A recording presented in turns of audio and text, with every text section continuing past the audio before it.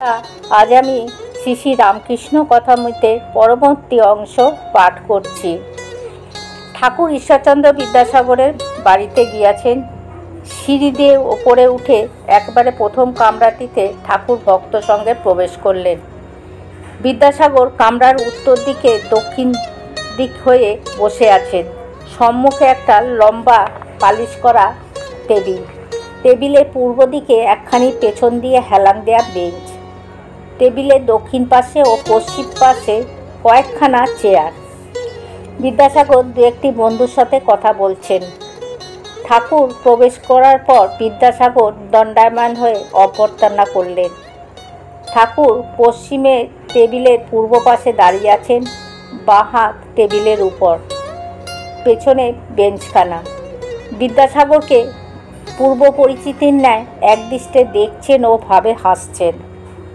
ঠাকুর ভাবাবিষ্ট হয়েছেন ও কিছুক্ষণ ভাবে দাঁড়িয়ে আছেন।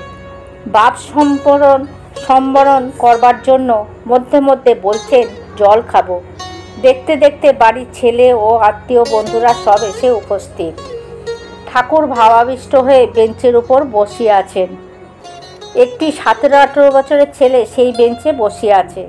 বিদ্যাসাগরের কাছে পড়াশোনার সাহায্য আর্থিক প্রার্থনা করতে এসেছে। ঠাকুর ভাবাবিষ্ট ও ঋষির অন্তর্দৃষ্টি ছেলের অন্তরে সব ভাব বুঝেছেন। একটু সরে বসলেন ও ভাবে বলছেন, মা, এ ছেলের বড় সংসারাসক্তি। তোমার অবিদ্যার সংসার, এ অবিদ্যার ছেলে। যে ব্যক্তি ব্রহ্মবিদ্যার জন্য ব্যাকুল নয়, শুধু অর্থকরী বিদ্যা উপার্জন তাহার পক্ষে বিড়ম্বনা মাত্র। এই কথা কি ঠাকুর বলছেন?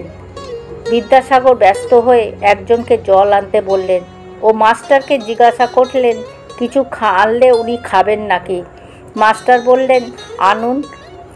বিদ্যাসাগর ব্যস্ত হয়ে ভেতরে গিয়ে কতগুলো মিষ্টি আনলেন, যেগুলো বর্ধমান থেকে এনেছিলেন।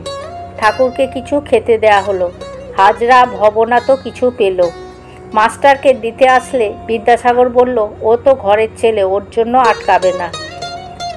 ঠাকুর একটি ভক্ত ছেলের কথা বিদ্যাসাগরকে বলছেন। সেই ছোকরাটা এখানে সম্মুখে বসেছিল। ঠাকুর বললেন, এই ছেলেটি বেশ সৎ, আর অন্তঃসার যেমন ফল্গু নদী, উপরে বালি, একটু খুললেই ভেতরে জল বইছে দেখা যায়। মিষ্টি মুখের পর ঠাকুর সহাস্যে বিদ্যাসাগরের সঙ্গে কথা বলছেন। দেখতে দেখতে একঘর লোক হয়েছে, কেউ বসে আছে, কেউ দাঁড়িয়ে। ঠাকুর বলছেন, আজ সাগরে এসে মিললাম। এতদিন খাল বিল নদী দেখেছি, এইবার সাগর দেখছি। বিদ্যাসাগর বললেন, তবে নোনা জল খানিকটা নিয়ে যান। ঠাকুর বলছেন, না গো, নোনা জল কেন? তুমি তো অবিদ্যার সাগর নও, তুমি যে বিদ্যার সাগর, তুমি ক্ষীর সমুদ্র। বিদ্যাসাগর বলল, তা বলতে পারেন বটে। বিদ্যাসাগর চুপ করে রইলেন। ঠাকুর কথা বলছেন, তোমার কর্ম সাত্ত্বিক কর্ম। সত্যের রজ, সত্যগুণ থেকে দয়া হয়। দয়ার জন্য যে কর্ম যায় সে রাজসিক কর্ম, কিন্তু এ রজগুণ সত্যের রজগুণ, এতে দোষ নেই। সুখদেব লোকশিক্ষা দেবার জন্য দয়া রেখেছিলেন, ঈশ্বর বিষয়ে শিক্ষা দেবার জন্য। তুমি বিদ্যাদান, অন্নদান করছো, এও ভালো। নিষ্কাম কর্ম করতে পারলে এতে ভগবান লাভ হয়। কেউ করে নামের জন্য, পুণ্যের জন্য, তাদের কর্ম নিষ্কাম কর্ম, আর সিদ্ধ তো তুমি আছোই। বিদ্যাসাগর বলছেন, মহাশয় কেমন করে? ঠাকুর বলছেন, আলু পটল সেদ্ধ হলে তো নরম হয়, তা তুমি তো খুব নরম, তোমার অত দয়া। বিদ্যাসাগর বলছেন, কলাই বাটা সেদ্ধ তো শক্তই হয়। ঠাকুর বলছেন, তুমি তা নও গো, শুধু পণ্ডিতগুলো দরকাচা পড়া, না এদিক না ওদিক। শকুনি খুব উঁচুতে ওঠে, তার নজর থাকে ভাগাড়ে। যারা শুধু পণ্ডিত, শুনতেই পণ্ডিত, কিন্তু তাদের কামিনী কাঞ্চনে আসক্তি শকুনের মতো পচামরা খুঁজছে।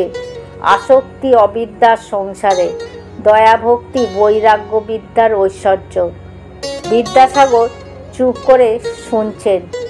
সকলেই একদৃষ্টে এই আনন্দময় পুরুষকে দর্শন করছে এবং তার কথামৃত পান করছেন। বন্ধুরা, আজ এখানেই পাঠ শেষ করলাম। জয় ঠাকুর, জয় মা।